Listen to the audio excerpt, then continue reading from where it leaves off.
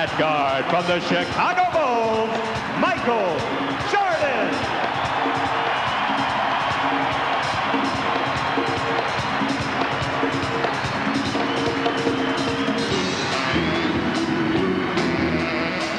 Now, Michael Jordan comes to this All-Star game without Scottie Pippen and without Phil Jackson. So it's going to be interesting to see if he can get into his rhythm, because Anthony Hardaway is not known for passing, but more so for scoring. Here is Michael. The head fake on Garnett. Over him into the lane with the game's first two. So much for being sick. Guarded, by the way, by a defender who's 6'11". Payton on Hardaway. Mutombo with the screen, and Penny with the bucket. Everybody's on their A game tonight. Let's see now if they can increase the tempo. Payton with the spin. Bryant. Kobe's first All-Star hoop. This year's Lakers with Eddie Jones, Nick Van Exel, Kobe Bryant, and Shaquille O'Neal. The first team since the 1983 Philadelphia 76ers to send 4 of their players to the All-Star game. Here comes Bryant ahead of the field. Reverse slam. See, that's what I'm talking about. In an All-Star game, you want to do things that you normally wouldn't do. A lot of centers don't outlet the ball anymore. They want to be involved in their own offense. But Shaq knows how important Kobe's electricity is to the team. Setting him up, the delivery, the spin, what's that, the helicopter? No, that's called a 360 in-your-face slam dunk at 19. He's got the ball in his hands again. To Garnett. Back to Kobe!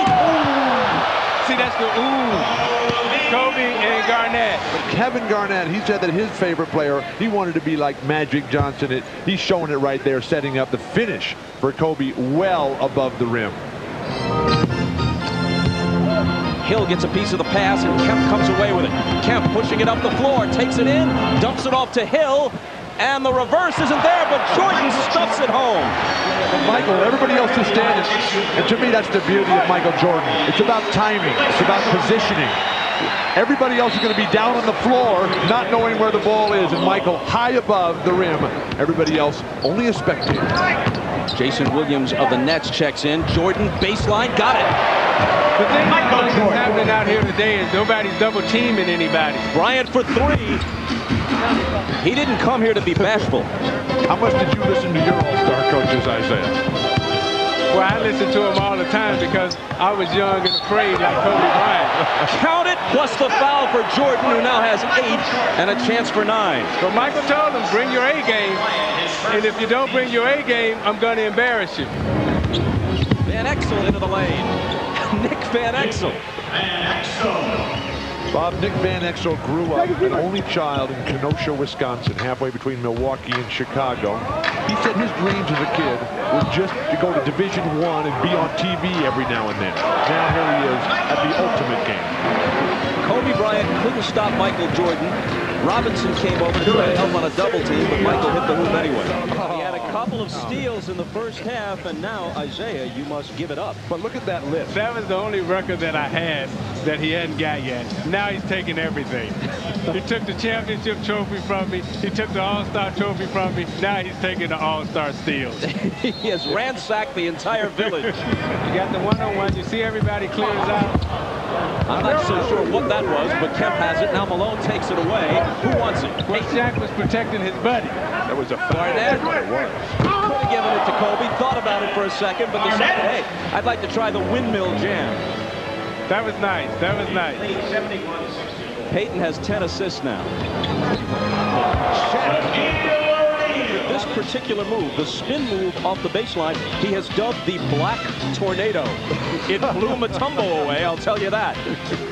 80-69 East. You know, the players want to see Michael and Kobe go at it. Every time one of them gets the ball, they kind of let them isolate and go one-on-one. MJ slithers inside Bryant, and a goaltending call on Shaquille O'Neal. Isolated along the baseline to back him down. You look inside, the little hitch, the step underneath. Kobe hung out to dry. Shaq only the goaltend possibly.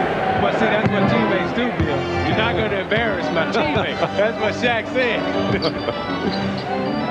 Kobe for 3. That's where Kobe is much better than creating off his own dribble. The spot-up shooting, one quick dribble here and then up. when Sean Kemp's dunks, I love the antics that he does after his dunks. You know, the little moves that he does. The East has so many of these 6'7" guys like Grant Hill who can dribble it out after their own rebound. Bryant puts it behind the back to his center and then tosses it over. Now, I'm not sure if he traveled there or if he had some kind of violation, because I'm not sure I've ever seen that move before. Bryant with a three, displaying the full range. Take another look at that. I've never seen this before. Behind his back, to himself, to his right hand, and the Kareem sky hook. Look at that. I don't think Magic's ever seen it before, but he loves it. And now Kobe from the outside. And this is a deep, long three right in front of, I love this game. And he laughs and gives us a wink. The highlight reel is what it's about, but just for the books, it's 97-83. Chicago situation so bizarre because they all want him back, and the people in Chicago love him. And Jordan nails a three for emphasis as we discuss the situation. As we watch Michael hit the triple again.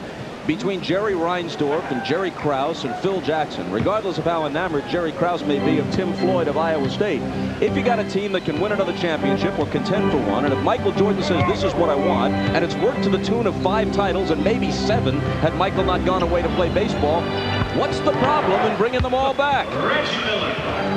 You're asking the wrong guy, Bob. It's a rhetorical question, I guess. Jordan spins into the lane, the up and under is there for him.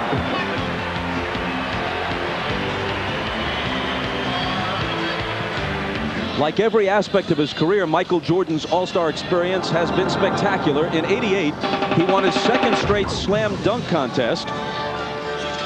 This is the move that became a poster. Remember that? Millions of kids have that one hanging on the wall. And then in the game the next day, he scored 40 and was named the MVP. 2 years ago in San Antonio, he led the East to victory and won his 2nd All-Star MVP award. Now, Michael, this is the first Bob, excuse me, this is the first time that Michael Jordan has played for Larry Bird as a coach. And I asked Michael what his favorite memory of Larry Bird was. And he went back to the 63-point game in the '86 playoffs, Jordan's 2nd year in the league. And Larry, who was the MVP at the time and the champion, Larry got Michael guarding him in the low post. And Larry just eyes lit up and he said, I got a little one down here. And he said, give me the ball. Bird said, give me the ball. And Jordan comes down and Bird switches onto him. So Jordan starts hollering, hey, I got a big one. I got a big one out here. They just kept going the rest of the way on his way to 63 with Big Little. Michael Jordan just made 1 of 2. The first one he shot conventionally. The second one, you were able to see he did what he sometimes does in a game that's a blowout, or a game like this, the All-Star game, which is both an exhibition and a blowout, as it turns out, 128 to 106. He shot the second one with his eyes closed and missed it. Steve, so Isaiah, who's your pick for MVP? Michael Jordan. It has to be Jordan. His team won. He's the leading scorer, and this is what the young players got to learn. Even though you come out and you put on the show and you entertain the fans, the bottom line is you still have to win, and you got to win championships to be considered one of the greatest ever. A rainbow 3 from Glenn Rice. Kevin Garnett missing, but considering it's just the final seconds of an All-Star game, he can say, as he does in those commercials, that it was tastefully done. And if I'm all these young guys right now, knowing that this may be Michael Jordan's last game, I'm running to ask him for his gym shoes, and will he sign them for me? There they are. And this may be as close to a torch passing as we'll see. There's always the possibility that the Lakers and Bulls could meet in the finals. But this might be the last time we see Kobe Bryant and Michael Jordan on the floor at the same time. The teams have played their 2 regular season games already. They split them. The Bulls won in Chicago. Lakers won last week at the Forum. And if they don't meet in the finals, and if, despite everyone's pleas to the contrary, this is it for Michael Jordan, then this is where the torch was passed. Well, watching all the players come up and hug Michael Jordan and give him the type of respect and the love that he deserves, it would be sad to see him leave the game and not be able to continue to pass on his wisdom and his knowledge to these younger players and teach them how to be professionals. The All-Star of All-Stars, the MVP, Michael Jordan.